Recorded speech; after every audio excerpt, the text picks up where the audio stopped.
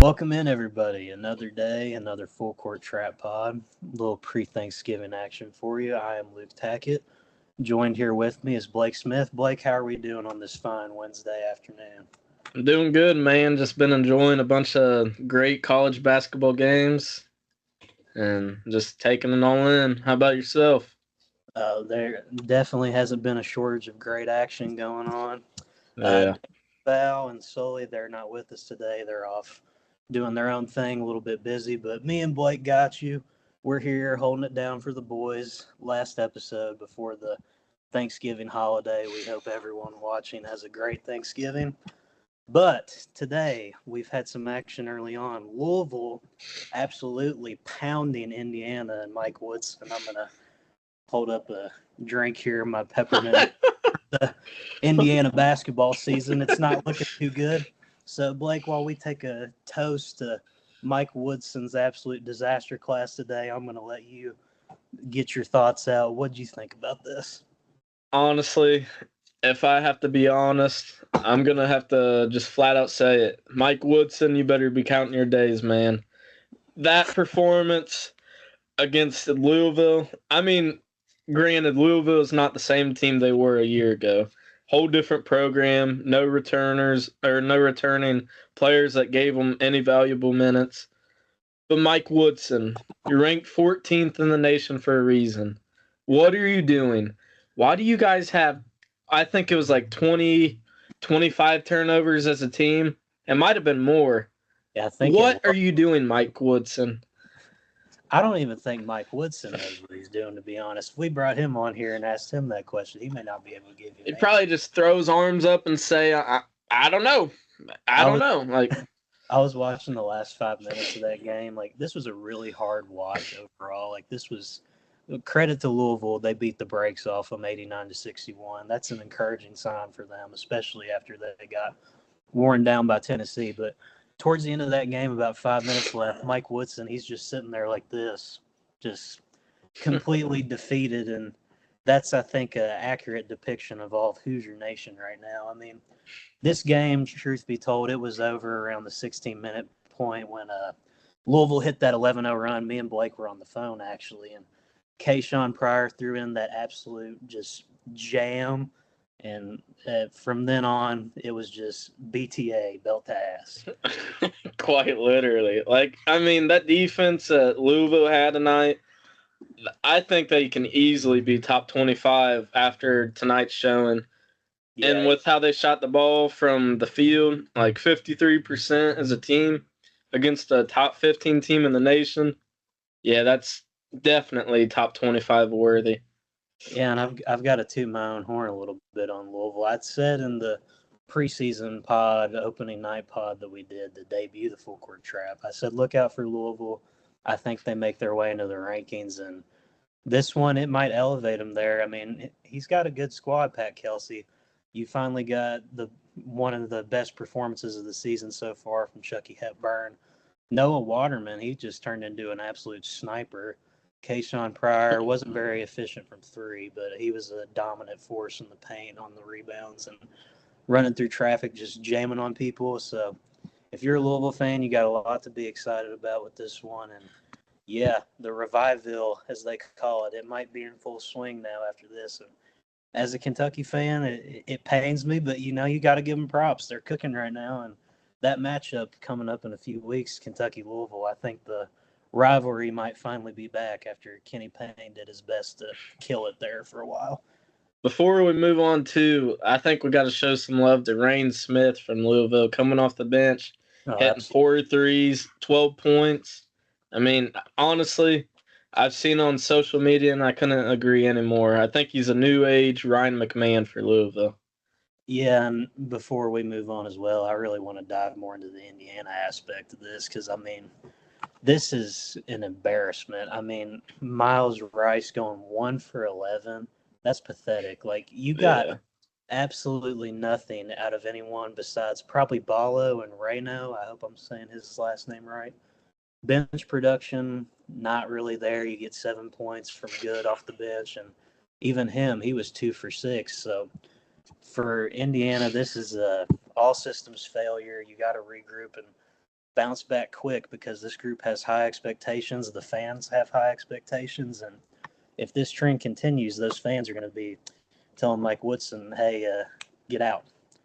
And I mean, with how Woodson's been recruiting lately, especially with that 2025 class, if they continue what they just did against Louisville, I just don't see them there much longer. They missed out on Braylon Mullins, Eric Ryby. I think I'm saying that right. Yeah. They got Trent Sisley, and there's like one other dude they really needed that they missed out on. I forget right now, but I mean, Mike Woodson, you better start getting your act together, man.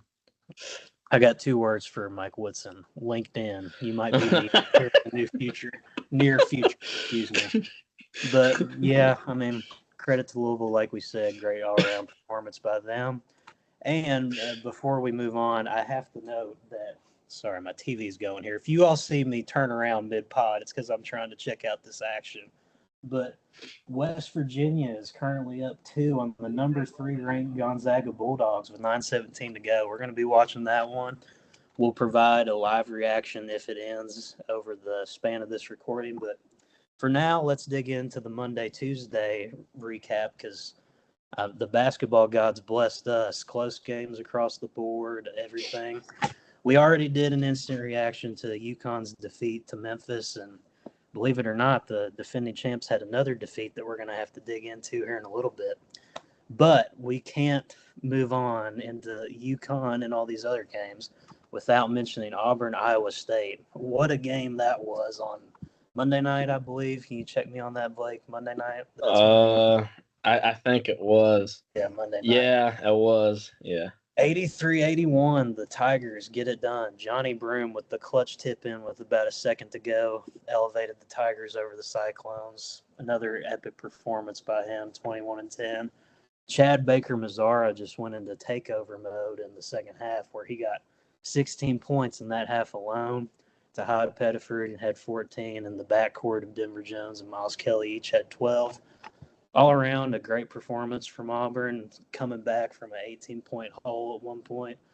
I mean, I think I can go ahead and say it. We'll talk more about it when we get to the other game they had in the last 2 days to recap. I think Auburn might be the best team in the country right now. And Blake, I'd love to hear your thoughts on this. What did you think about this game, Auburn, Iowa State on Monday? I thought that was like one of the. I keep changing my mind on what the game of the year is, and there's gonna actually be a couple more that we talk about later that I think are like in discussion for it. Yeah, there are way too many of them. It's just been a joy this season with college basketball. Yeah, but Johnny Broome, that tip in, it had me hype, and I was like, what did I just witness? Yeah. He put up 21 and 10. Honestly, I think we need to start having discussions too about Johnny Broome before I get way too in depth about the game. Mm-hmm. I honestly think I would say he's the best big right now in college basketball. Like the guy's doing everything on both sides of the floor. Absolutely. Yeah, pretty unreal. It's definitely, as far as play right now is concerned, I think he's the best big man without question. And for Iowa State, this game just kind of really went wrong in the second half. I mean, first half, they looked like the prime Golden State Warriors out there. They couldn't miss any. 18 of 31 in the first half. Second half, they only go 7 for 22, and that's kind of the story of the game for them because Auburn's offense finally kicked it into gear. If you're a Cyclones fan, I'd say your shining light in this one is the performance of Keyshawn Gilbert. He had 23. Tamin Lipsey, he's kind of been struggling throughout Maui so far. He didn't have anything really to offer in this game, and just overall they couldn't withstand that Auburn storm towards the end of the game. But yeah, this was an instant classic, and I'd be remiss if I didn't add in that Auburn basketball, the official page, they rock with the full court trap because they reposted our video of the buzzer beater. Yeah. Much love to the folks down in Auburn. We appreciate it. I'm going to show a little more love to Auburn. I'm just kidding. This is no bias. That's a joke. That's a joke. Nobody get mad in the comments. But yeah, before we move on, anything else you want to hit on, Blake? Anything you thought was notable in this game? I mean, we're going to talk about Auburn a little bit more as we dive into their second game in Maui that was on Tuesday. But The last thing I'll say before we move on completely is Chad Baker Mazzara. I mean, that was such a tough showing, especially getting hurt in the first half, struggling with that knee injury, and then coming out and putting up 16 points in just the second half. He was banging threes like it was nothing. He was highly active on defense. I don't think you can ask anything more out of a guard slash wing in the game of college basketball. Yeah, no, he's been very impressive in Maui. Another guy that I thought was very impressive so far is Tahad Pettiford in that game. I mentioned his output earlier, but he was 5 for 10 and 2 of 5 from three, and he's given Auburn really quality bench minutes as a freshman. And if they can keep him around in the program for a little bit, he might be one of the next Auburn greats we see. I really like his game. I've mentioned on the pod a couple of times I love what he did against Houston, and I'm very encouraged by him. He's a joy to watch play as a non-biased viewer. But anyways, we're going to talk about Auburn a little bit more because they had another matchup against UNC. But to close off the Monday recap portion of this episode, UNC Dayton, if you all were awake for that one, I think it started at midnight Eastern time. I couldn't stay up for that one. I was down for the count, getting up for work at 6 in the morning every day. Sometimes the schedule's not really going to cooperate here, but I did catch the highlights.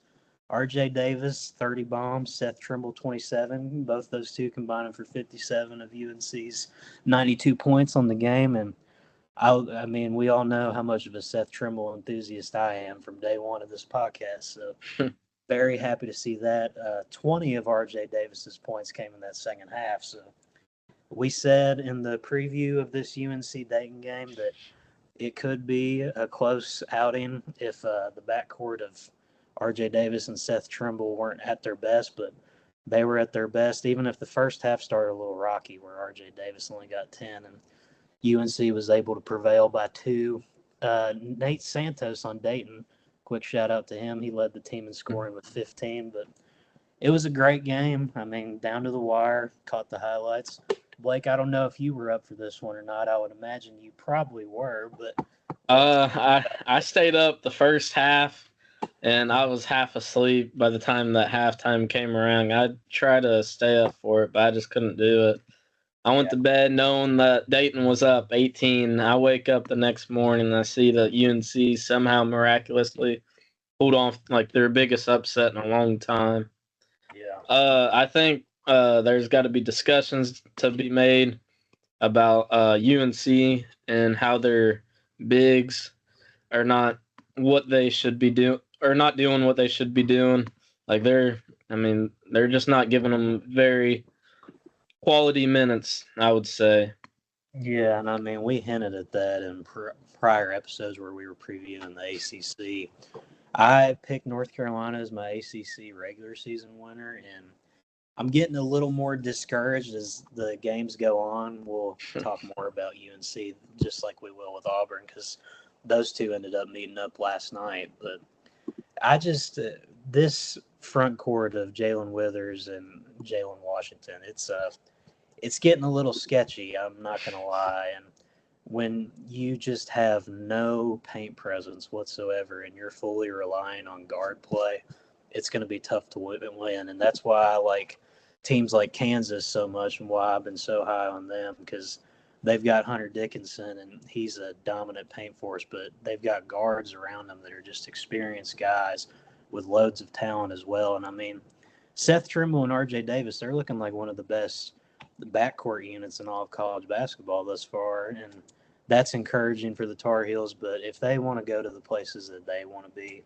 you're going to have to get more out of the front court. I don't know if you're going to have to find a spark off the bench or if Withers and Washington can just get it going after the season progresses a little bit more. But it's a major concern at this point for them, and it definitely got exposed in the matchup with Auburn that we're going to talk about here in a little bit. But any final thoughts on this one, Blake? I mean, UNC, they overcome the steep hole they put themselves in and come out with a win, but the shout out to Dayton that they've been giving teams trouble in Maui so far. This might be a team to keep our eye on the rest of the year. Yeah, that Dayton team definitely is dangerous. They had I think 6 guys with double digits. Posh Alexander, and I'm not even going to try to attempt his name. Emmail Letang. Both those guys combined for 24 off the bench and just 22 minutes played combined. That's pretty unreal, to be honest with you. And then they had Malachi Smith and Enoch Cheeks, both giving them double-digit points. I mean, those two as a backcourt have been phenomenal so far this season, both on the offensive side and defensive side. Agreed. Yeah.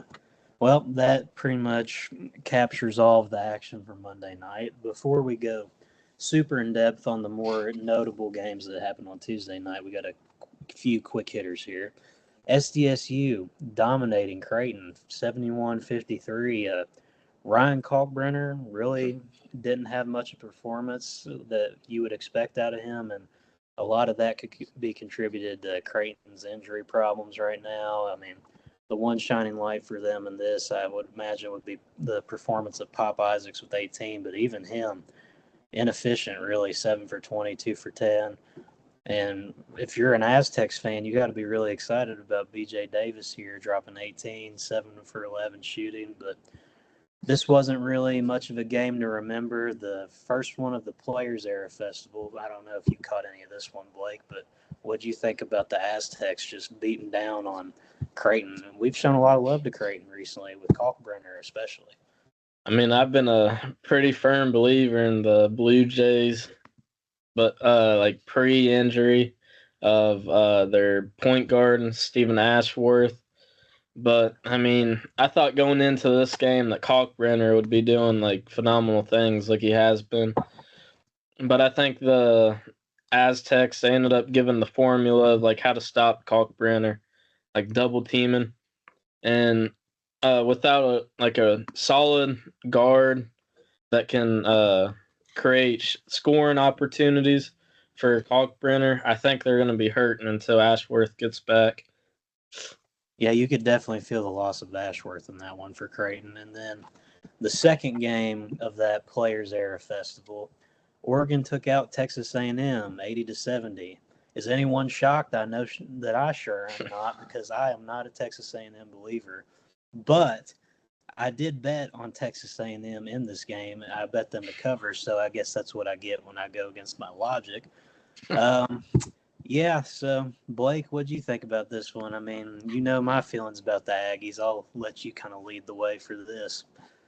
I mean, I really don't have any thoughts. I just think Texas A&M, I mean, they got to start waking up. That backcourt, led by Wade Taylor, needs to pick up production. It needs to.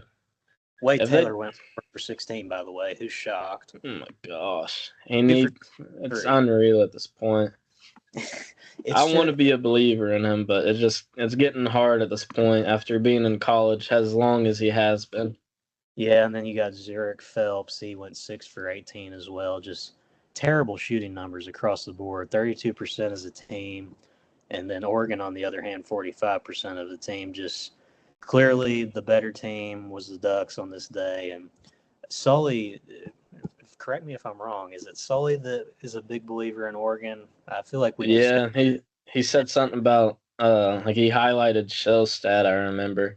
And I think he did call Oregon an underrated team going into the season. Yeah, I mean, credit where it's due. Sully knows ball. Easy as that. Easy as that. Easy as that. Yeah, but I mean, Texas A&M, I've said it before, a backcourt unit led by Wade Taylor doesn't enthuse me. I mean, until they start showing it with their results, I'm not buying in on it. And I made the mistake of believing in them for this game because I saw the Oregon was not yet really tested very much, and I thought maybe Texas A&M could pull it off, but I was wrong. It happens. But now, moving off the quick hitters here, the UConn Huskies have lost 2 games in a row for the first time in God knows how long. They had a 17-game winning streak going into Maui Invitational. That is down the drain. Dan Hurley is furious. He was probably screaming into his pillow again after seeing some of the on-court antics. Just another Dan Hurley masterclass in terms of anger on the court. But yeah, credit to the Buffaloes. Andre Jakimovsky has the off-balance layup to eventually prevail them over UConn. Buffaloes, they caught fire in the second half, shooting 62%, a double-double for Jakimovsky. Hope I'm saying that right. Elijah Malone and Julian Hammond, they both got 16 each. And yeah, I mean, we're in really uncharted waters for Dan Hurley as of recently. I mean, he's had a bit of a challenge getting UConn established the first couple of years, but UConn losing the past 2 seasons has been completely just unordinary. And I really think a lot of it can be pinned on Aiden Mahaney and Hassan Diarra's struggles because they've given absolutely nothing to Dan Hurley so far. And as a matter of fact, I think Aiden Mahaney got benched in the starting 5 for this game. Yeah. And Liam McNeely and Solo Ball, they've been doing their thing down in Maui if you want to look to what you could build off if you're Dan Hurley. But, I mean, this is unprecedented for the Hurley regime the last 2 years, Blake. I mean, well, what's going on there in Stores? What's the problem? How are we going to get this back on the tracks? Because they got a game against a tough Dayton team tonight that we'll preview later who could very well beat them. I mean, you kind of hit the nail or the hammer on the nail. Aiden Mahaney, he's been practically invisible for that UConn team. I mean, he's not giving them anything on either side of the floor. He's putting up bricks from the field. His defense looks super shaky right now. And then that team in general this year, I'll be honest, it doesn't move me. Solo Ball, I think he's a good player. Liam McNeely, I think Sully said this like preseason. He's nothing more than just a 3 or a spot up 3 guy. And that's practically what he's shown to be. Him off the dribble, I mean, I saw in that Memphis game, it's not necessarily the Colorado game. I haven't had a ton of time to go through and watch it, but he just trying to go to the paint and turns it over in traffic. Like, I mean, that can't happen. I think Paris Reed, he's giving them good minutes off the bench. I think Solo Ball, I probably already said it, but I think he's a top piece for them. Diarra needs to amp it up a little. Yeah. To Diarra's credit, he wasn't completely terrible against Colorado, 11 points and 6 assists, but the Memphis game, he wasn't very effective either. And Alex Caravan, I mean, I forgot to mention Caravan. Yeah, I mean, Dan Hurley, that was your man going into the offseason. You were ready to take on all of college basketball media because of any slight towards him. He puts up 6 and goes 1 for 8 in this game.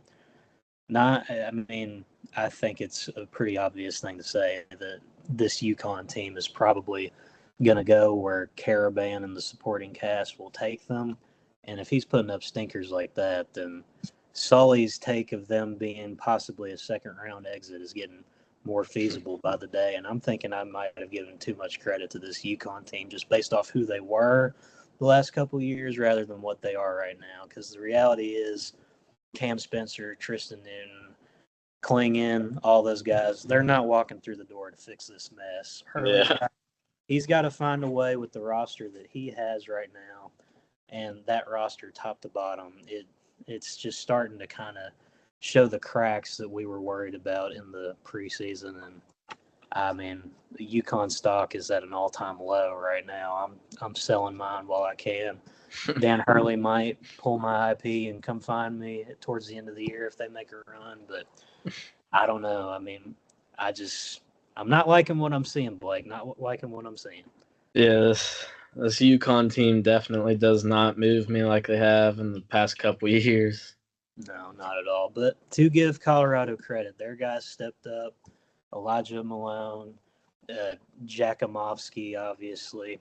He just absolute stones there at the end of the game to bury that off-balance layup and send Dan Hurley to his second consecutive loss. But, what do we think about the Buffaloes the rest of the way? I mean, we've spent a lot of time talking about the flaws of UConn. I can't sit here and ignore the fact that Colorado's sitting at 5-1 right now, only lost to Michigan State. Yeah, I'm impressed by the Buffaloes. I mean, I don't think they're going to make a ton of noise in college basketball besides at UConn. Yeah, I think they'll pick up some big wins in the Big 12. I don't know like who they'll beat, but I mean, they got the pieces to do damage. Elijah Malone, honestly, he's given me like shades of Karl Anthony Towns almost. Obviously, he's not up to like how good Cat really is, but I mean, he does similar things well. Yeah, no, definitely. I mean, credit to the Buffaloes. We'll see what they can do from here.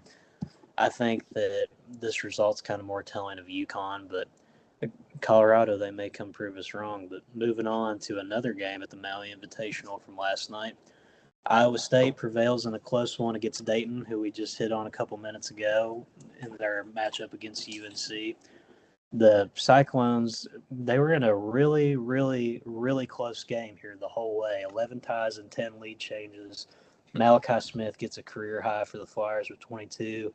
And I hinted on it earlier when we were talking about Iowa State, but Tamin Lipsey, he's just not performing at the level you want to see for the Cyclones right now. 6 points in 16 minutes, and he fouls out as well. So if I'm concerned a little bit if I'm TJ Otzelberger, you got to get your guy going there. It was a big part of what you did last year. But Dayton's given two teams in the top 15 a run for their money now. Blake, how serious you think these Flyers are? Because I'm starting to buy stock in them. I mean, I'm right there with you. I think we got to start talking about how Dayton really is top 12 or top 25 quality. I mean, they got the pieces to be good. They're getting the resume now in the early season. I mean, I think the sky's the limit for them. Yeah, 100%. They shot, I'm looking at 29 to 50 from the field, 58%. And this Cyclones team, they're known as like a very stout defensive unit. So Yeah. that's very impressive to see that high of a shooting rate, along with four players in double figures. That's really impressive to me. But, I mean, going back to Iowa State, how concerned are we about Tamin Lipsey? We know what he's capable of last year. He was All American honorable mention, so we know what he's got in him. That preseason All Big 12 pick is in there somewhere. But Blake, what do you think's going wrong for him right now? I mean, I think it's just a matter of getting like the feel for the game. I mean, there's a reason that the NBA has like the preseason. There's a reason MLB has spring training. Some guys just ain't built to go right into a season and playing against like teams like they are right now. I Yeah, think it's just gonna give it, or I think Cyclone fans just need to give it a little bit of time. Not too much time though. You got to have an in between, but I think he'll be all right. Honestly, I mean yeah, he's still really really good defensively. He's a really good playmaker. I mean, I don't know how you get mad at Lipsy. Like, there's other weak spots on that team that could be fixed as well, but yeah. And I mean, you hinted on it. Like there's no really. I mean, you got exhibition season in college basketball, but not much more than that. And the Maui Invitational. I mean, for early season tournament, this is kind of baptism by fire here. Like these teams yeah, are playing. It's no joke. I mean, Dayton, they're competing with the best of them. Colorado, they're giving UConn a game. Memphis, they're in the Maui Championship right now. I don't think anybody would have expected that going into this week. But no, yeah, no, not at all. But I'm not too concerned about Iowa State in the long run. I just think that Dayton's honestly a slept-on team. I picked Iowa yeah, State to go to my Final Four preseason. And I think that if you can keep getting play like you have been out of Keshawn Gilbert, who got 24 in this one, and Curtis Jones also chipped in 19. I mean, those two kind of put them on their back with Lipsy having his struggles. And I think that supporting cast is too good to be worried about. And I think they've still got the potential for some big things this season in the Big 12 and beyond. yeah. Yeah, well, a little bit of a live update here. We're going to pause the Tuesday night recap.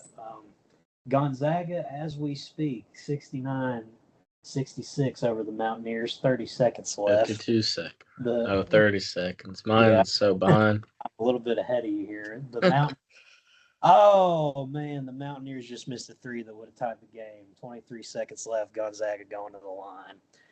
We'll keep an eye on that one. It looks like Gonzaga may pull it off. But in the meantime, let's talk about Alabama versus Houston. Nate Oates, Kelvin Sampson. We talked about them in the last episode. Go check that out if you want your full Feast Week preview. Alabama gets it done in OT, 85-80. Mark Sears, he's back to doing Mark Sears things with 24. You want to see him distribute the ball a little bit better. Assist numbers are kind of low, but he's starting to figure it out slowly. Aiden Holloway had a solid outing off the bench with 14. Grant Nelson had 13 with Latrell Wright-Sells 12. And Mohamed Diabate with 10 and 16 off the bench. That's a hell of a stat line for a bench player. And the story here for Houston, I guess, is LJ Cryer putting up 30 and missing that potential game winner. 2 seconds left. It was tough shot, tough break for Houston, but this Alabama team's legit. That's not a bad loss for them at all. And yeah, Blake, what did you think about this one? We had a overtime thriller here. Yeah, that game was super exciting. I thought Diabate was about to nail that full quarter too. The chuck at the end of the regulation. It hit the front of the rim, didn't it? Yeah, it did. It was close. But game-wise, I thought the guard play between both teams was phenomenal. Mark Sears and Cryer put on a heck of a show. Cryer was hitting difficult shots, so was Sears. Cryer was kind of shot chucking though, almost like a Wade Taylor situation. Yeah, he had 30. Yeah, 9 for 26. He had 30 points, but then he went 10 to 10 from the free throw, which is pretty eye opening. And then Mark Sears for Bama he went 4 of 13 from the field and 12 of 14 from the free throw line. So that's really good for free throw wise. Field goal wise, I don't like shot chuckers. No. You know how I feel about shot chuckers. This game, I mean, it was a good game, OT and all, but I mean, as a whole, the teams did not shoot well. 36% field for both of them. It's kind of remarkable that it got into the 80s with that low of a percentage. But yeah, I think for Alabama, what's really impressive right now is this is their third game in a row against the top 25 opponent, and they've gone 3-1 in that stretch. And they're building a resume here that once we get into March and we're talking about possible seed lines and stuff, they're going to have a hell of a resume if they keep going at the rate that they are. And everybody knows that I'm all in on the Tide. I picked them to win the SEC in the regular season.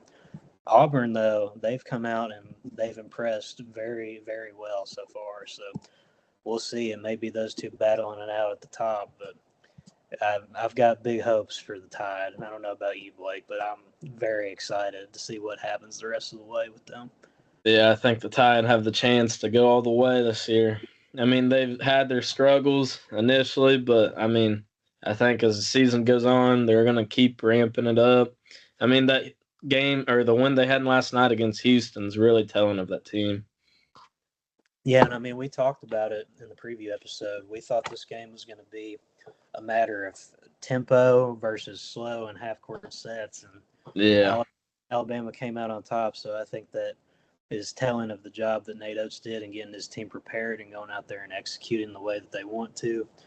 And yeah, if Houston would have got control of this game and wanted to take it their way, we would have been seeing a lot of a low scoring matchup, I would imagine. So yeah, props to Nate Oates. He won this head coaching battle.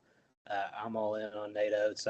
Selfishly, I wish he would have been a proper candidate for the UK job back in the spring, but we got hope and Pope. That's all I know.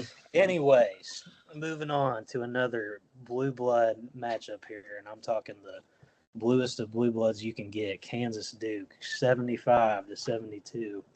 Con Knipple, he was seeing ghosts there at the end. I don't know what he saw on that spin in the air.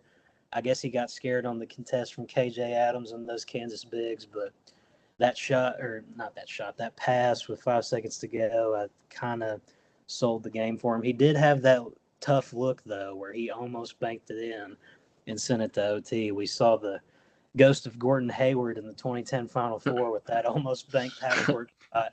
He came back to haunt Duke and got him there. But, yeah, I mean, down the stretch, I think you saw what I've been hinting at with Duke.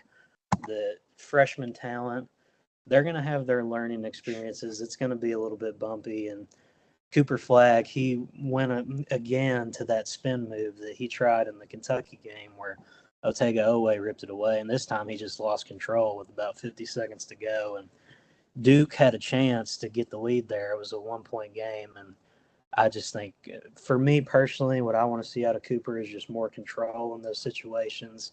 You got to kind of be more careful and know that the defense is going to put the pressure on you there in those situations.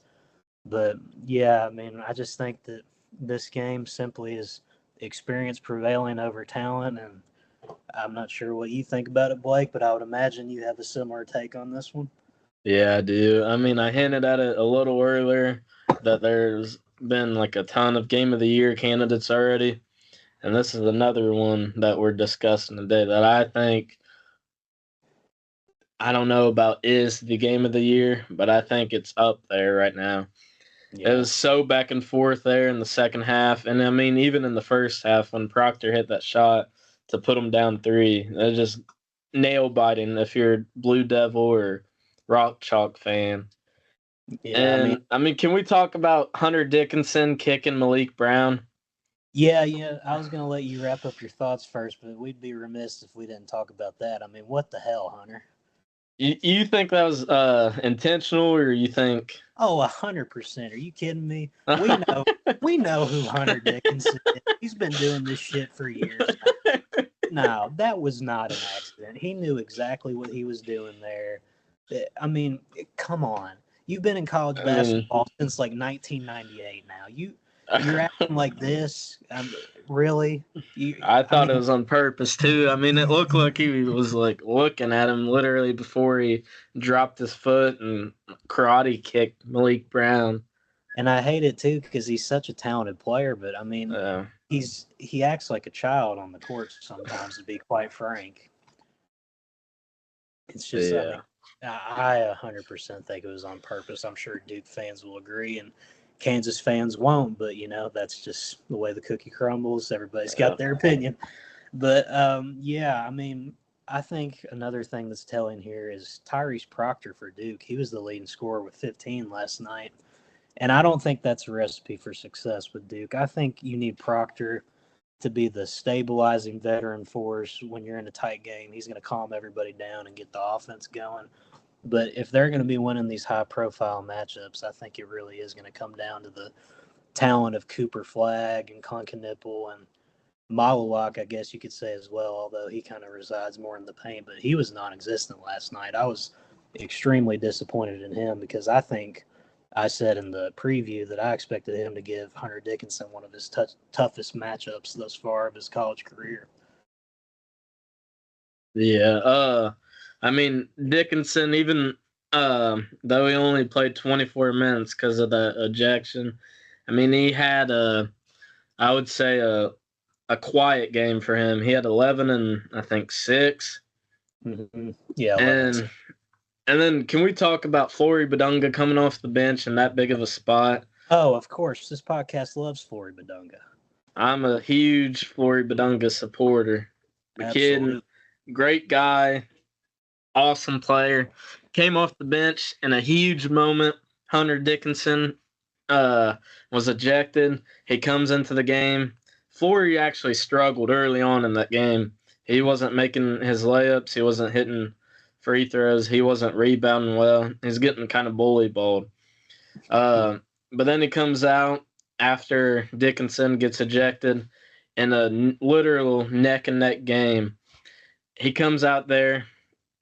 What was it? I think 6 points, 8 rebounds, like a block, and only 16 minutes of playing time. Like, that's surreal, honestly. I think that kid has potential to be a lottery pick if he keeps that kind of production up moving forward this season. And I mean, Zeke Mayo is another guy I'd like to talk about. That kid is a bucket. Oh, 100%. Yeah, the Summit League Player of the Year in the transfer portal. He was a great ad. And I think that Kansas, like I said, that championship DNA, the Final Four experience, it's going to lead them this season because you had Rylan Griffin. He stepped up with 2 foul shots, 2 seconds left to give them the lead before that big Knipple shot that almost went in. And then you had Zeke Mayo, AJ Storr doing their thing. Zeke with 12, like you said, AJ Storr with 11. DeJuan Harris with 14, too. That was impressive. He's another guy like Dickinson. Feels like he's been in college forever, but that's a championship winning point guard, and he knows how to kind of steer things when everything else is going wrong. And, I mean, if you're a Kansas fan, I would imagine when Dickinson went out, you probably weren't feeling too good about your chances in this game. So to come out with a win, despite all that, Pretty unreal. A very impressive feat, and that's a kudos to the coach that Bill Self is and the roster that he's built. And I think Kansas, like I said earlier, is a very, very compelling team to follow the rest of the way. The Final Four is very manageable, as well as the national championship. And Blake, I'm going to have to put a pause here because we have 71-71 West Virginia Gonzaga. We're going to give you a They little tied it. Yeah, they've tied it. 5 seconds left. Podcast is going to be getting a little live reaction here. We're about to test out our commentary skills. You ready, Blake? Oh God, yep. I'll lead the way since I'm a little bit ahead. You might want to turn the blur off so I can see in the background. I don't know if you'll be able to see without the blur or not, but really live action, folks. This is live podcast. Yeah, no, mine's too far out. But you're good. I'm pulling up Stream East. Here we go. Stream East has never failed me. Hail of battle. He loses control of the ball. We're going. Oh my gosh, dude. 71-71. Mountaineers force overtime. Holy, we got a game brewing here. We picked a bad time to record. Yeah, I mean, there's a reason I put them in our slate or games of the day. Yeah. I had a feeling that Gonzaga was going to have fits with this West Virginia team led by a new coach, Drake's old coach, DeVries. Mm-hmm. I mean, they got a good team, honestly, over there at West Virginia. 100%. And we are definitely leaving this footage in the podcast, so I hope all of you all enjoy our live reactions here. ESPN, this is my tryout for your commentary team. Lock in. But, yeah, circling back to the Kansas win, I mean, hell of a win by them. Cooper Flagg, Con Knipple really struggled. Overall takeaway here is just that experience prevailed, and for Duke, they're going to be relying on their freshman talent to do a lot more than they did last night because 13 for Cooper Flagg, that's a very underwhelming night with the expectations that the world has for him as the consensus number one overall pick as of today. Yeah. But I'm going to move off that game and transition on over to Auburn versus UNC. Johnny Broome, the dominance in Maui continues with 23 and 19. Miles Kelly chipping in 15. Chad Baker-Mazara, another quality outing with 14. A guy I've been pretty impressed with, Chaney Johnson, a near double-double with 11 and 8. But Blake, I mean, the story of this game, to be quite frank, is just circling back to what we said earlier. UNC has no paint presence, and Johnny Broome exposed it. Yep. I mean, it's simple as that. UNC's bigs, we've talked about it probably 20 times now since we've had our podcast going. They're weak. They can't guard. They just don't give you anything. They're just out there. They're pulling a Tony Snell, basically. They're putting up 0-0, 4, 0-0. And like it's unreal. You got, I don't know. It's frustrating as a college basketball fan that a team led by guards like they have, Elliot Cadeau, Trimble, R.J. Davis, is practically getting held back by the lack of bigs on that team. Yeah, I mean, we can't let R.J. Davis off the hook for this one either. I mean, 12 points on 5 of 11 after that outing you had with the 30 bomb. You got to be better than that. You just can't do that against a team like Auburn. I mean, I get Auburn is hard-nosed on the defensive end, but you got to give them more than that. And I love Seth Trimble, but if you're a UNC fan, you can't be relying on him to be that guy. He's a complementary piece to R.J. Davis. He's not somebody that can just put you on his back and say, I'm going to go win this game for you. And, I mean, with R.J. Davis, I think this has just kind of been the story of his college career. Like, he'll have an amazing outing. Like, the talent is there, no doubt. He's an elite shot creator. He can distribute. But when he's off, it gets very inefficient because he starts to just get desperate and start chucking shots. But I mean, I don't want to pin too much of this on him because I really do think that UNC never really had a rhythm because of Mm-mm. just the simple fact that Johnny Broome could get whatever he wanted. Janai Broome, excuse me. I gotta get that figured out. But yeah, I mean, that 12-2 run Auburn went on to start the second half.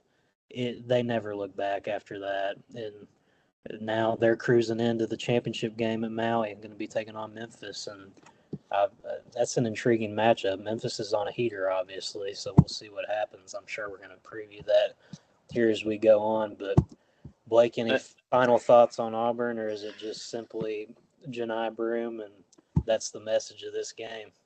Janai Broome, sponsored by Auburn men's basketball. And also, last thing I'll say on UNC, so I don't beat a dead horse. Yeah. Elliot Cadeau, what are you doing, my man? 5 of 15 from the field? Come on. Like, you were a high four-star. You were a high four-star out of high school. You were hyped up by every mixtape creator possible out there. Dude, come on. You cannot do that and expect to beat a freaking tough team like Auburn. Like, that's just unreal, dude. And I think it's reasonable to say that everyone's had high expectations for him going into his sophomore year because, I mean, the flashes were there last year, but he's still, I mean, nothing's there as of yet. And maybe the problem is rolling out three guards like that, Trimble, Davis, and Cadeau. It may just be a little bit hard for him to find his place in that. Maybe that's something that Hubert's going to have to look at and reevaluate. But for me, North Carolina and how well they can be this season, as I said earlier, it's going to be the bigs. And then second of all, I think you're going to have to see the emergence of Elliot Cadeau. I think you're going to also want to see more out of Ian Jackson because that dude was very highly sought after. I mean, you can't name too many programs in the country that didn't want him. And he's sitting there on the bench and like he's getting his time and he's putting in like 9 points. I'm trying to pull up his average here and see. He's got an 8-point average on the year. He's having a good year, honestly. He's just not getting a crap ton of time. Yeah, and that's kind of what I'm hinting at here. Like, I don't think it's him playing poorly necessarily. I just think if you're Hubert, you can't let your 5-star talent just rot on the bench. Like, if Cadeau's not going to do anything, plug in Ian Jackson and let's see what you got there. But there's a lot of holes on this Carolina roster right now, and they're going to have to figure something out because they're going to be playing in a tough conference this year. And, I mean, the thought of Kaman Malawak going up against UNC's bigs later in the year terrifies me. Belt to ass. He's going to be like the Grim Reaper to that UNC front court. Like, 100%. Yeah, it could get ugly for that rivalry later in the year, but we'll see. Hold on, I got one last thing to say. I just found this out. I didn't even realize he was considered this. Cade Tyson preseason was named to the Carl Malone Award list for top power forwards. That dude played 1 minute against Auburn because of how bad he's been.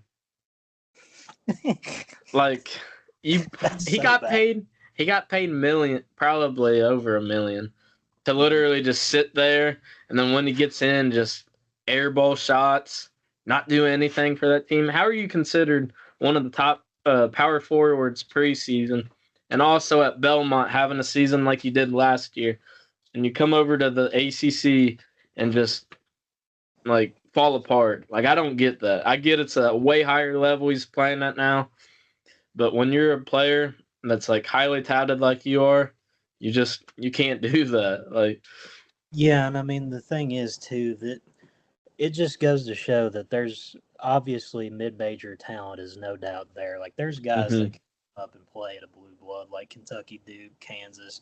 I mean, you're seeing Zeke Mayo at Kansas. He's doing his thing, and there's guys on Kentucky like Amari Williams coming out of Drexel. He's been a stabilizing force in the paint for them, but like some of these players just don't have it in them, and you're going to have your transfer portal misses where you look at a guy and on tape at the level he's performing at, you think this guy's got it.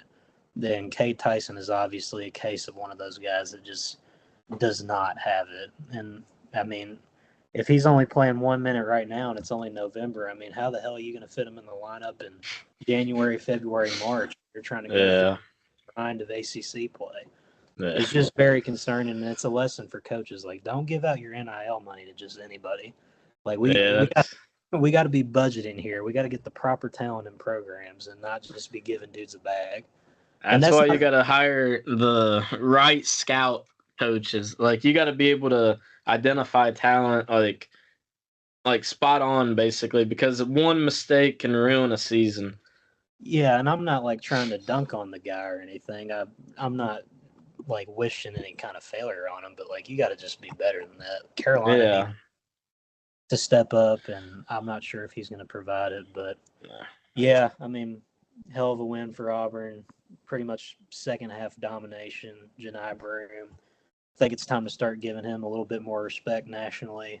Yeah. National Player of the Year. I mean, is it unreasonable to say he might be the leader right now? No, I don't think it's far fetched at all, especially with how Bama, them beating, what was it, like 3 top ranked teams so far. Like, it's pretty surreal. What'd you say? You mean Auburn, not Bama? Who'd I say? Bama? Oh, my bad. I meant Auburn. I don't know why I said Bama. Yeah, Auburn. Yep. Yeah, I think Johni Broome definitely is the leader for National Player of the Year right now. I mean, I thought it was Kalkbrenner with how phenomenal he was shooting from the field.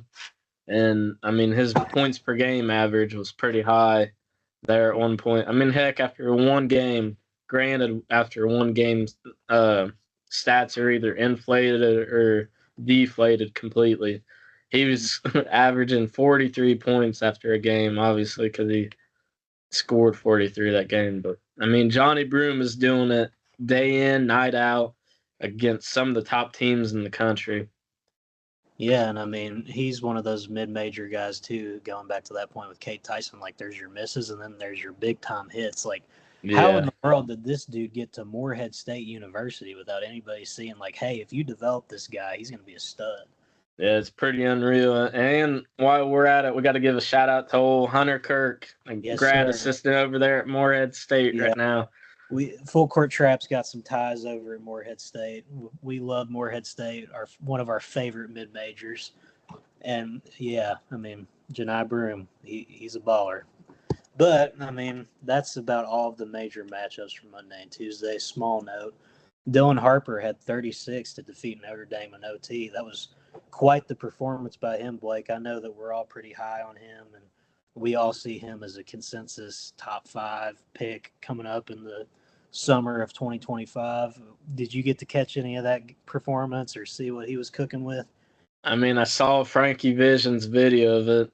Yep. He's one of the funniest guys on social media for basketball with some of the hot takes he usually has. But, I mean, after that game against Notre Dame, granted Notre Dame is without Marcus Burton after a pretty bad injury to his knee. Not sure of the severity yet, but if he's out for a decent amount of time, the Fighting Irish might be hurting. But Dylan Harper, 36 points, 6 boards, 6 assists, and only 1 turnover. I mean, that kid, I think we got to start talking about how he's a top 3 guy, or could be a top 3 guy in that draft, like without a doubt. And it's crazy to think that Ace Bailey and Dylan Harper both are teammates and could potentially be top 3, top 5 picks in that draft. Yeah, definitely. I mean, you hit the nail with the hammer there. I definitely agree with that. But before we transition into today's matchups and the rest of Feast Week, I mean, we've got matchups today and tomorrow, and then once we get into Friday, Saturday, Sunday, there's not a whole lot to be looking out for. But before we transition into all that, I want to propose a little mini segment here. We're at the midweek portion of Feast Week. Who's the biggest stock riser and stock faller so far, in your opinion? We're talking about team-wise here, right? We can do team and player. Give me a team and a player. Team-wise, I'm going to have to go with probably the Dayton. With Dayton here, Dayton Flyers. I mean, they've been putting up crazy performances against good teams, Actually, I don't know. Did I go with Dayton or okay, I'll go with Memphis actually, the Memphis Tigers. Oh, my pick. I'm sorry. No, That backcourt has been insane so far to start out the season. Tyrese Hunter, I think he's shooting like 6 threes per game so far at the Maui Invitational, and he's like making basically everything. That guy is so crafty with the ball. And then PJ Haggerty, a downhill threat. That guy is unbelievable when he's moving towards the basket. He goes towards the basket, and it's 9 times out of 10 it's a foul. He draws so much contact, it's kind of crazy. I think so. Memphis is my stock riser team, stock riser player. Probably have to just go with Flory Badunga again. I mean, that guy showed out in the spotlight when the Jayhawks really needed some help coming off the bench in a tight game in a big-time spot, and he just put up nearly a double-double. So I'd say those are my 2 picks right now. Yeah, I mean, well, I'm going to go in reverse order here, but I think the biggest stock riser for a player, I'm actually going to steal one from the team you use. I think that, I'm going to pick 2 of them. I mean, Tyrese Hunter and Haggerty, they have been on one ever since they got to Maui. And I think most of the country, as far as like the casual college basketball fans go, weren't like super aware of those 2 talents. And I mean, Memphis as a whole, like you said, they're a stock riser for a reason. Obviously, they put them on the radar with the statement they've been making in Maui. And I mean, if we see another big performance from Hunter and Haggerty tonight, they might be one of the big talks of college basketball. I mean, I don't think there's a might to it. They will be because they went to Maui on a mission and they've made a statement so far.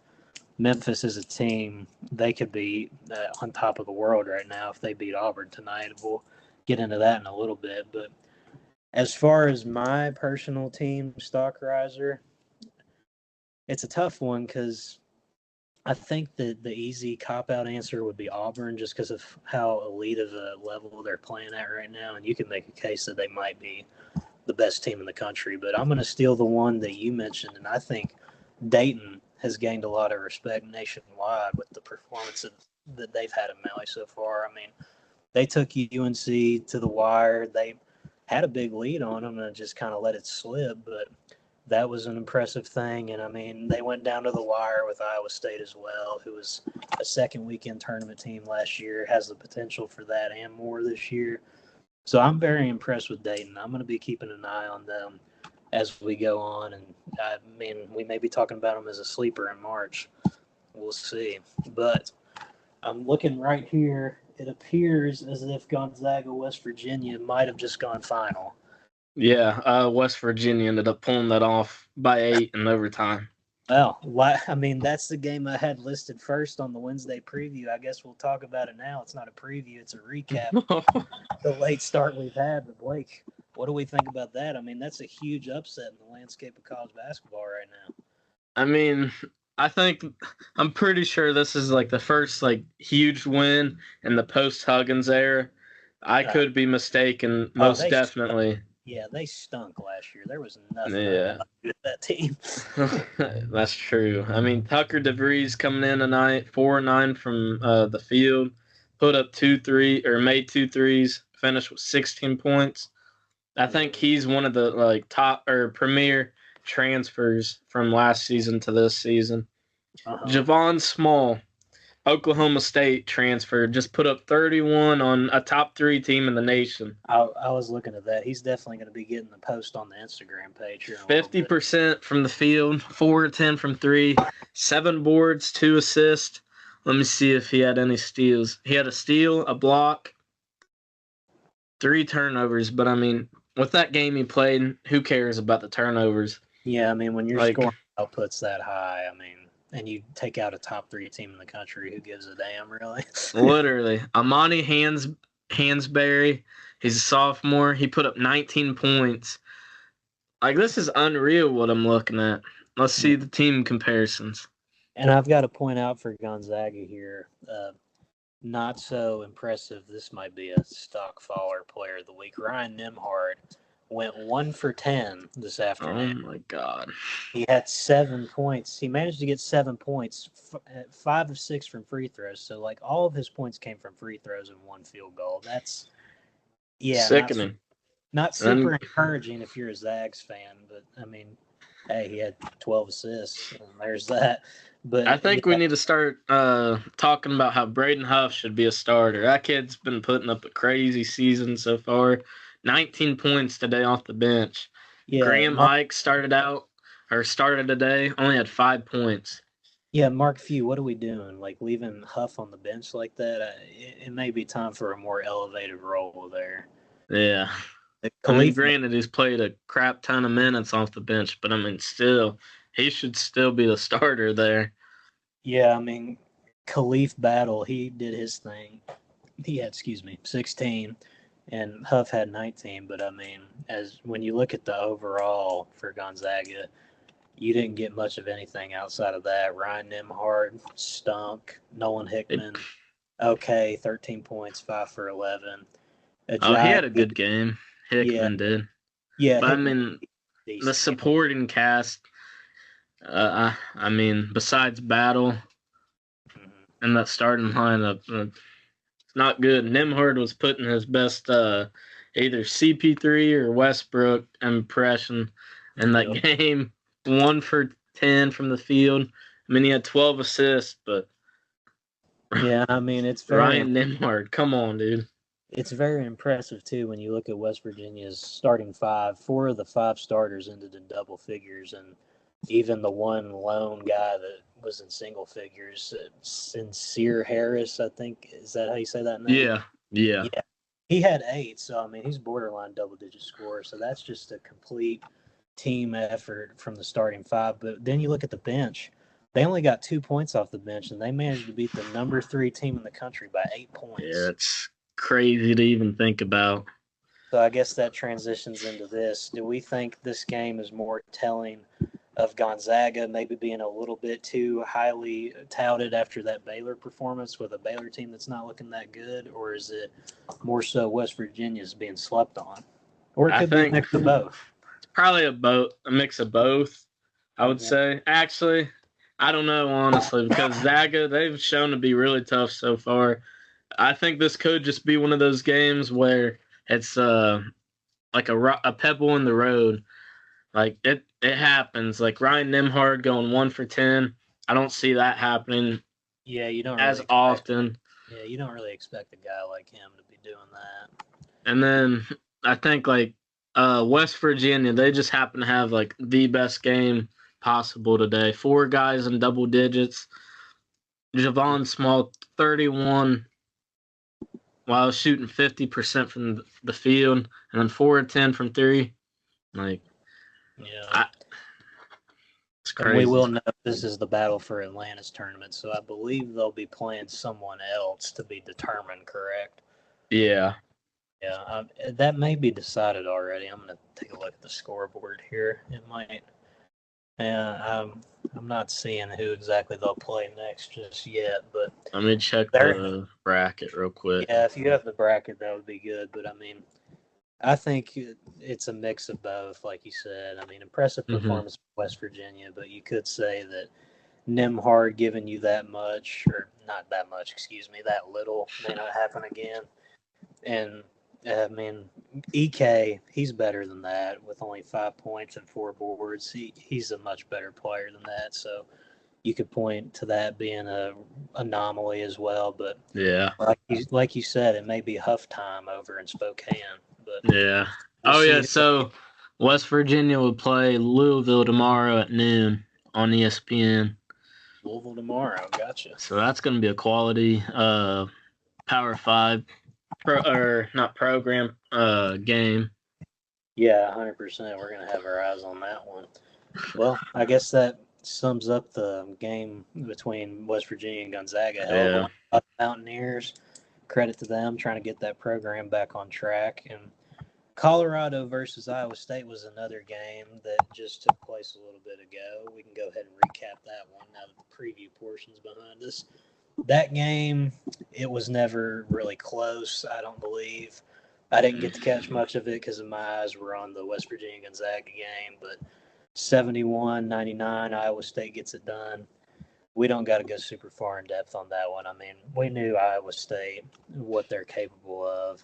It was a tough loss to Auburn, but Auburn's one of the best teams in America right now. So that's not a resume stain at all, and Iowa State's got a lot to look forward to here in the future. But here in about 2 more minutes, Memphis and Auburn are going to be battling it out for the Maui Invitational Championship. That's a game that I'm going to get off of here and watch as soon as we're done recording. But I guess, Blake, let's go through a quick rundown here. Final score, MVP, and what do we think will be the keys of the game? I'll let you lead off here.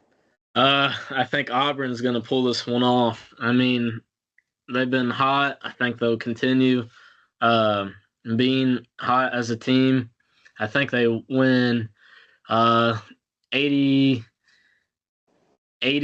to 81, something like that.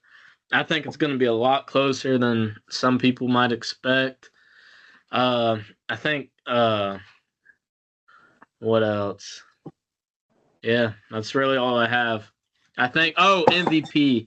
I forgot about my MVP prediction. Johnny Broome, without a doubt, he's going to another double-double. Same old for Broome. Kind of the expectation from him at this point. I'm going to say, I agree with you. I think it's going to be high scoring. I think it's going to be close. I just don't think Memphis has enough in the end to pull off the upset. I mean, you got to give them credit for the run they've had in Maui so far. They've been one of the more memorable stories of this early season tournament. Beating the defending champs, first team to do it before Colorado took care of business as well, but they started the domino effect for the Huskies. I think this game's going to be, we'll say 88-83, 5-point win for the Tigers. And I think the MVP, just to be different than you, because Janai Broome's going to do Janai Broome things, but I'm going to go to Todd Pettiford. I think he lights it up off the bench and provides a solid outing, maybe a freshman performance to remember in Maui. And I will hint on this before the game starts so everybody knows that I picked this earlier. Fade the trap. I'm taking the reins today. Daniel Fowl and Jack Sullivan are not here to provide.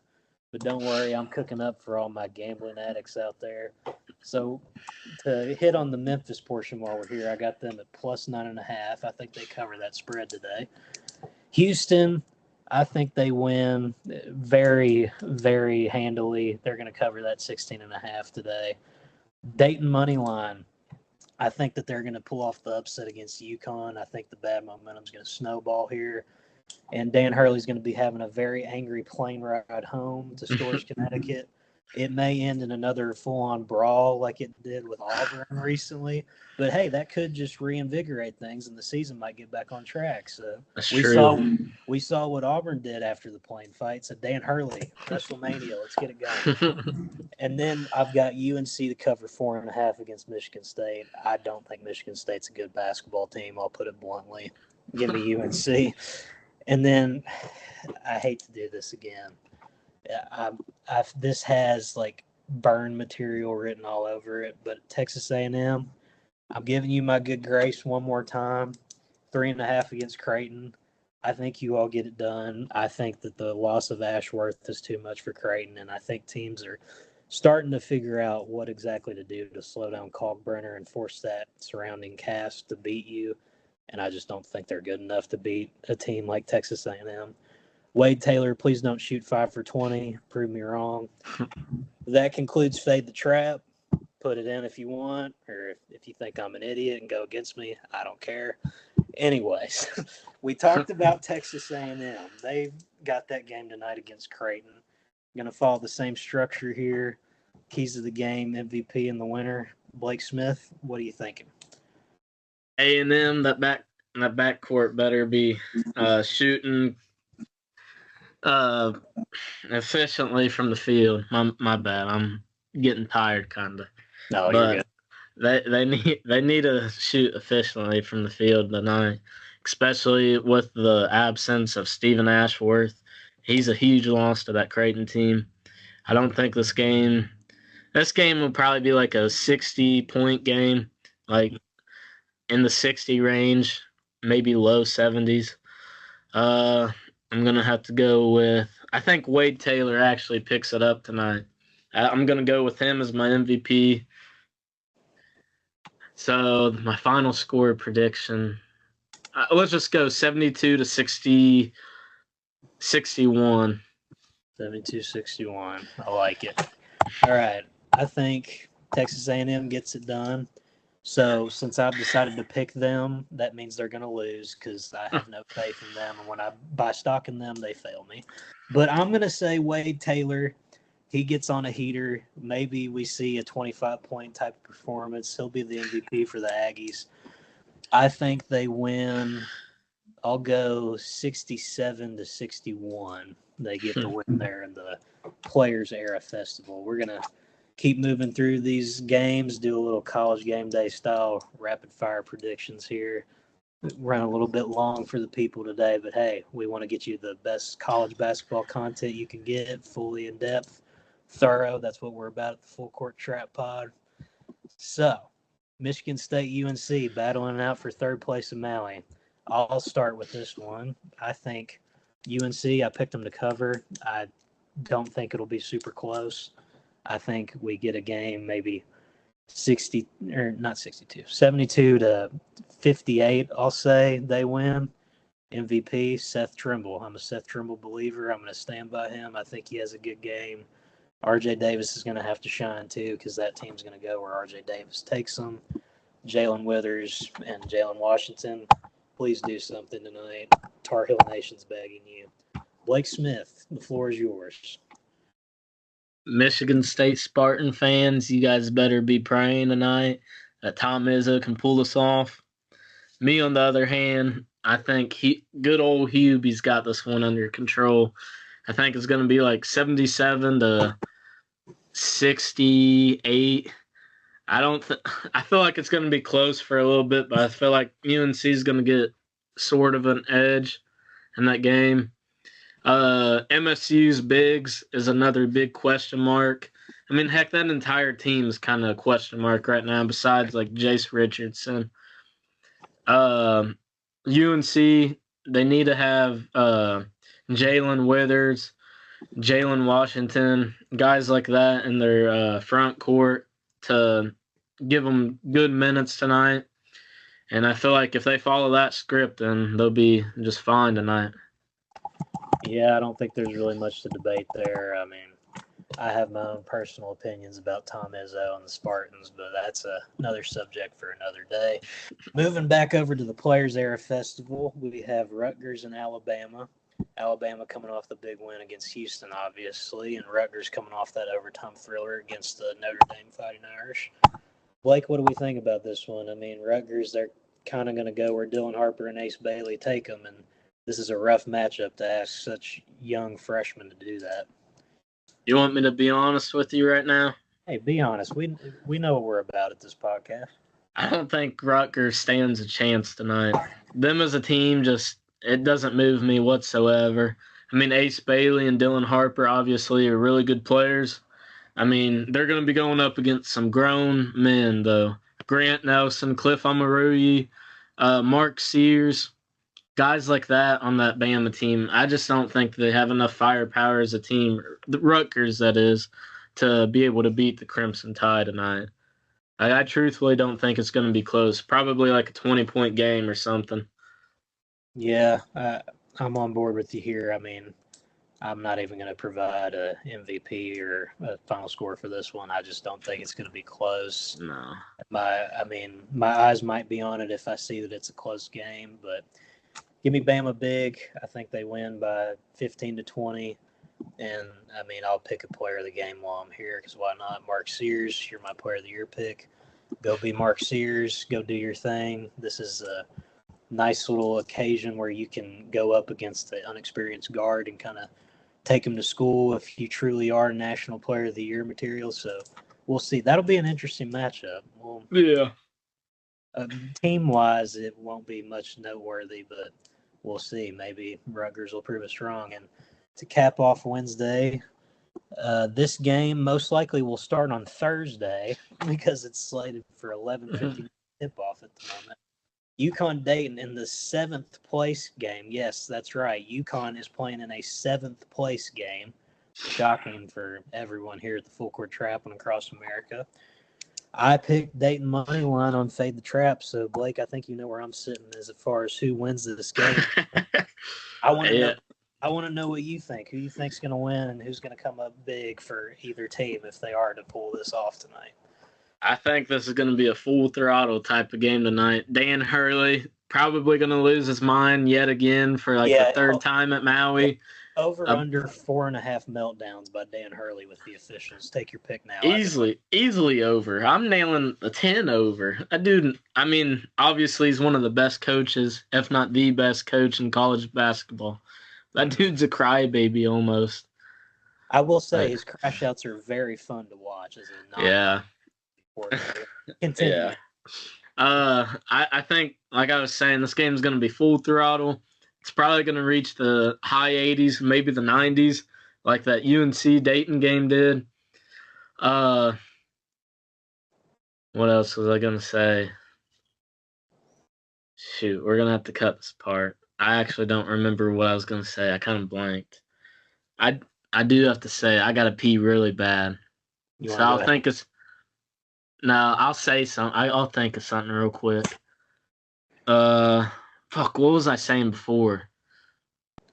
Weren't you saying that you thought it was going to be full throttle? Oh, yeah. So I think UConn ends up pulling this one off. It's going to probably be 90, 80 to point range. It's probably going to be like a 4-point difference of a game. I'm going to go with the UConn Huskies here, and I think the player of the game will end up being Solo Ball. I think he's proven himself as a quality player for that team, and I've said it like 5 times to remind people or the viewers of our podcast, but he was my breakout player of the year for this year. So I think he's going to keep continuing to produce at a high level, and yeah. I think, all right, well, you know, you're a baseball fan, Blake. They say the saying's 1, 2, 3 strikes, you're out. 1, 2, 3 losses for UConn at the Maui Invitational. And I am officially out. I will be officially out on the UConn Huskies until further notice. I mean, they played 3 cupcakes to start out, and then the first time they face adversity as a team, they just curl up and hide. Get them out of here. I mean, I'm picking Dayton. I think that they're going to go back home with 3 straight losses. Dan Hurley's going to have to really reevaluate this roster and figure out what he's going to do moving forward. I trust him as a coach to right the ship and figure it out, but the way they're playing right now, I just can't confidently pick them, which is why I'm going to go with the upset here. And I think Enoch Cheeks has a big outing. Give me him as the player of the game. And, yeah, I'm feeling confident in the Dayton pick, which probably means that Dan Hurley's going to go into psychopath mode and win by 20 or 30. But hey, probably. That's the way the cookie crumbles sometimes. But to finally cap this podcast off, we're going to get into the Thursday games, and then we'll be out of here until Sunday when our Josh Hubbard interview debut for Josh Hubbard on the podcast, Mississippi State guard, joins us on Sunday. So, the Thursday games, what we're looking at as of now, this is subject to change, barring the results of the ongoing tournaments like the Battle for Atlantis, etc. But we talked about it a little bit earlier with West Virginia winning this game. They got Louisville. Blake, I'm going with the Revival here. I think they get another big win. I think that Chucky Hepburn does his thing, and they win, I'll say 75-72. I think it's going to be a close one. Yeah, I'm going to have to agree with you here too, Luke. I think the Revival is in full sprint right now. It's in sport mode, as some people say about Crocs. I think Louisville's going to end up winning this one. Pat Kelsey, he's completely rejuvenated the program. He's given them life, and I think, Louisville's going to end up winning that one. All right. Yeah. And then on Thursday as well, we have the Gators of Florida taking on the Demon Deacons at Wake Forest. very compelling matchup there. Wake Forest not yet ranked, but they're off to a solid start this season, 6-1. Hunter Sallis, which was Dan's preseason player of the year pick, he's looking good on that so far, averaging 18 a game. Florida, I've said in the preseason episode that I thought they were going to have a decent year this year, that they've been slept on, and I think that they should be ranked a little bit higher than they are, and this is going to be a test for them because even though this Wake Forest team doesn't yet have a number by their name, they're very solid, and they could very well beat Florida. So, Yeah. what do you think? You think the Gators get it done here, or is Hunter Sallis going to enter player of the year mode for our boy Dan and pull it out? I feel like Florida will pull this game off, but I think Hunter Sallis is going to have another really quality performance. I mean, Florida's been dealt with a bad hand this year. They've had a little bit of controversy, but like Hunter Sallis, I think he's still going to perform well for Wake Forest. And then I think Walter Clayton, he'll put up good minutes for them. Who else do they have this year? Besides Walter Clayton? Yeah, my mind's blanking. They've got a pretty strong team this year. I mean, they've got guys like Han Lockton, he's back. They've got Alex Condon, Elijah Martin, Will Richard. He's got a very talented squad. Will Richard, I completely forgot. Yeah, those two, that backcourt will probably do good things that game. I think Florida will pull this one off, though. You know what? I was thinking Florida, but to honor Dan Fowl, who has not been able to be here, give me the Demon Deacons and Hunter Sallis to prevail. Hunter Sallis MVP. I think they win a tight one. I'll go, let's say, 77-73. I'll go that. Demon Deacons get it done. I still love it. Don't get me wrong. I love Walter Clayton. He's a joy to watch play, and I still think they're going to be a very strong team. I was about to say, dang it. I completely forgot about Elijah Martin. Oh, yeah. That guy's putting up a crazy season this year after transferring from FAU.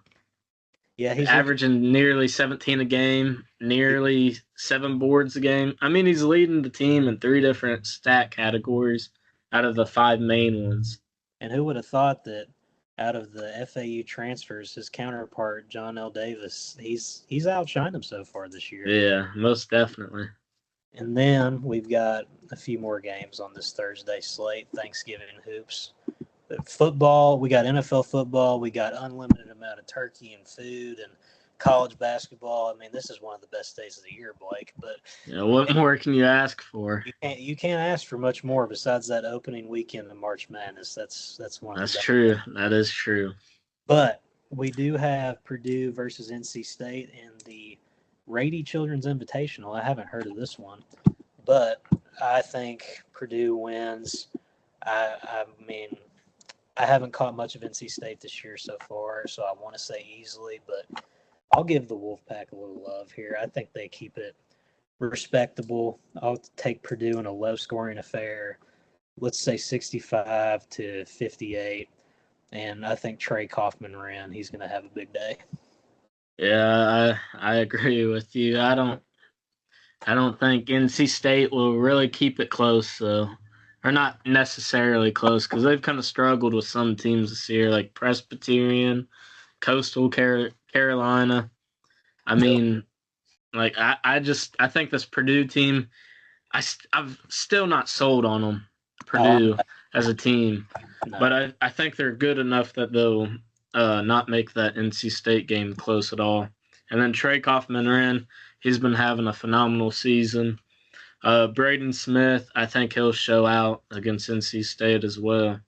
Yeah. Then on 4 o'clock on CBS, John Calipari and the Razorbacks head into a neutral site game against Illinois in the Thanksgiving Hoop Showcase. Both of these teams, I'm just going to put it bluntly, very mid so far this season. Yep. This could be qualified as the Battle of Mid, but it could also be a propelling point for one of these two programs to get it rolling. Me personally, this is so tough.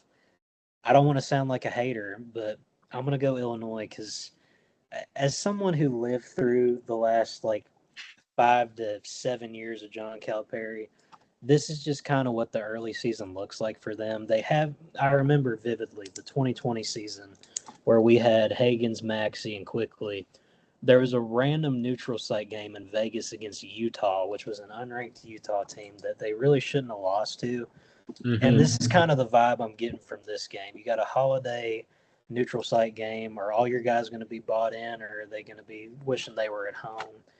I don't like what I'm seeing out of Arkansas as a whole right now. Adu Thiero cannot be your best player if you're John Calipari, and that's the story of this season so far. Adu Thiero and Boogie Flan, really.